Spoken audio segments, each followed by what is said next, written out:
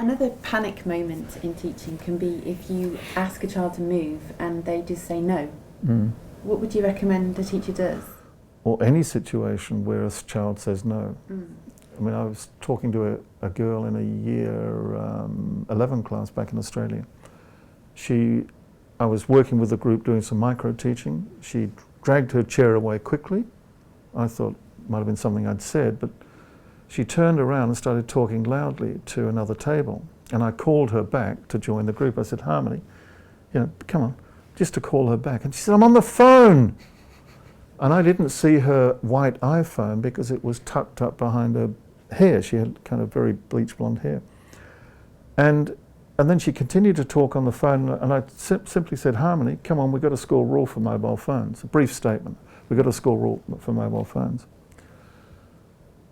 And she said, it's a job placement call. So she was quite bolshy in the way that she was responding to me. So I left her alone for a little while, carried on talking to the group I was micro-teaching with, and several of them raised their eyes as if to say, don't worry, Bill, we've got to put up with Harmony. First name school, by the way, non-uniform first name school, year 11 class. And after about 2 minutes, she turned around her chair and looked at me and she said, yes, as if to say, okay, I'll talk to you now. And in those transactions we have frequently with more challenging kids, the challenge is to address the behaviour that's primary in the exchange rather than secondary, like the sighing, the eyes to the ceiling, the pouting, the 70-30 eye contact. And I repeated what I'd said before, Harmony, we've got a school rule, not me, but we've got a school rule for mobile phones.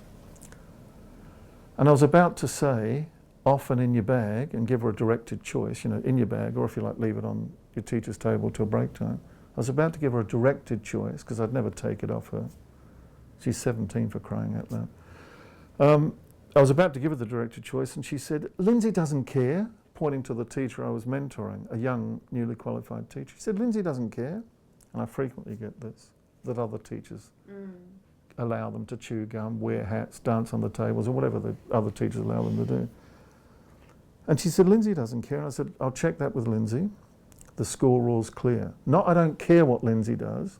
I'll check that with Lindsay. The school rule's clear. Often in your bag, or if you like, leave it on Lindsay's table till break time. And at that point, I turned aside to give her some take-up time. I took my eyes off her and carried on talking to the group. And then she said loudly, oh, put it away then, if it makes you happy. And when she said all of that stuff, just a couple of metres away from me, that's what we tactically ignore. And she huffed and puffed, and she put the phone away and dragged a chair back and started to sit down like that. And all that flouncy behaviour, which is quite common in some adolescents who are more insecure in social settings, that kind of behaviour we tactically ignore. And if you watch a respectfully confident teacher, they learn to discriminate in the immediate emotional moment when there's conflict between what is primary in the exchange and what is secondary in the exchange. And it's often things like the way eyes are used, and the sighing, the rolling of the eyes, and the non-directional eye contact and so on. If after giving her take-up time she still refuses to put it away, and I've had lots of kids refuse to put mobile phones, toys, objet d'art away, that they're mucking around with, we need to make the consequence clear. So if after take-up time she's still faffing around with the phone or the iPod or whatever she's playing with, now vanished, or whatever, we say, I go back and make the consequence clear. If you choose not to put it away, if you choose not to put the phone away now, in your bag, often in your bag, I will have to follow this up in your own time at the end of the lesson.